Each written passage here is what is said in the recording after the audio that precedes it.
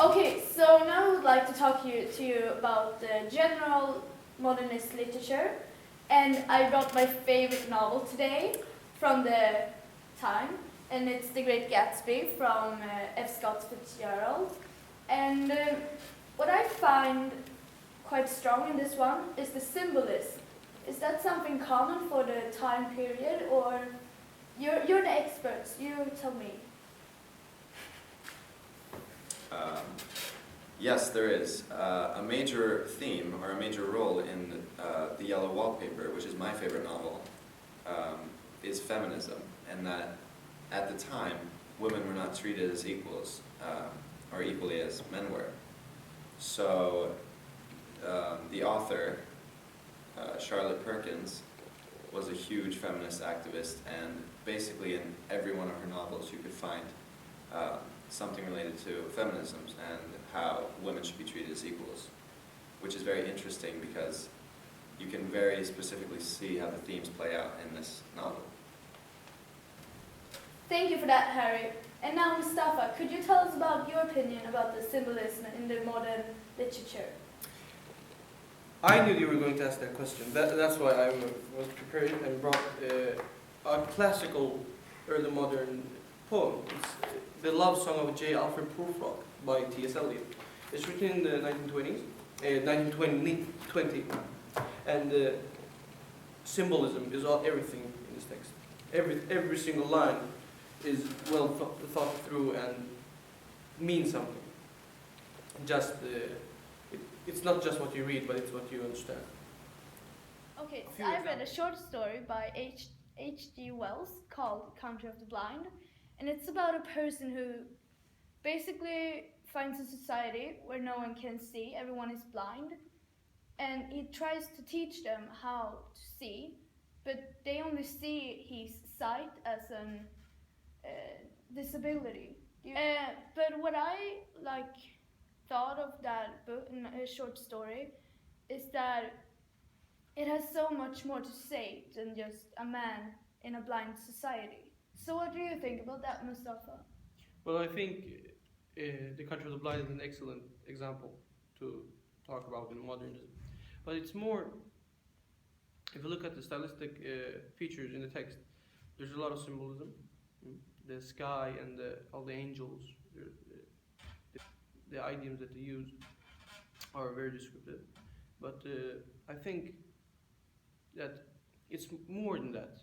It's because it does fit in our modernist style of writing, but it's more about the Victorian era, that text, because it's written in 1904, and Quite early then. it's quite early, the third year of the modernist, the so-called modernist start, and it talks about how people were blind, how the people of his country, of England, were blind and didn't see what Queen Victoria did to the people and how people reacted. So this is just a reflection of how people were then.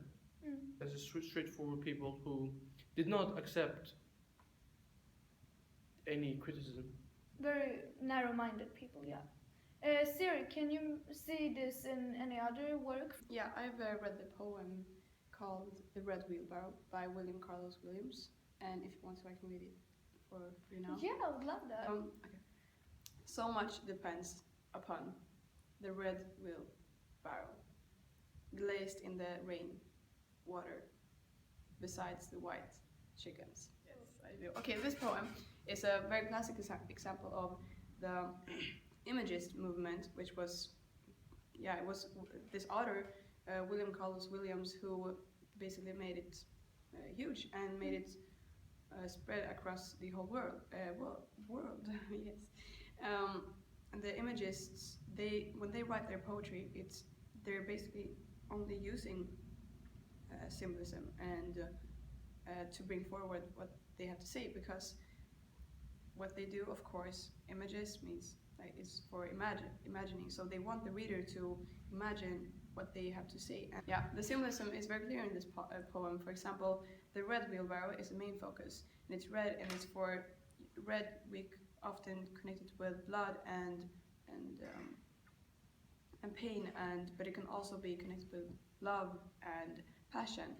And the white chickens, well, the color white and the bird chicken is a symbol for innocence.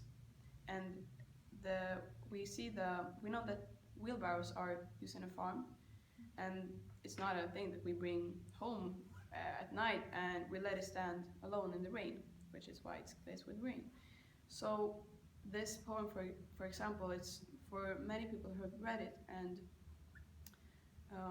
interpret it, they feel like it's about loneliness, which is an universal theme.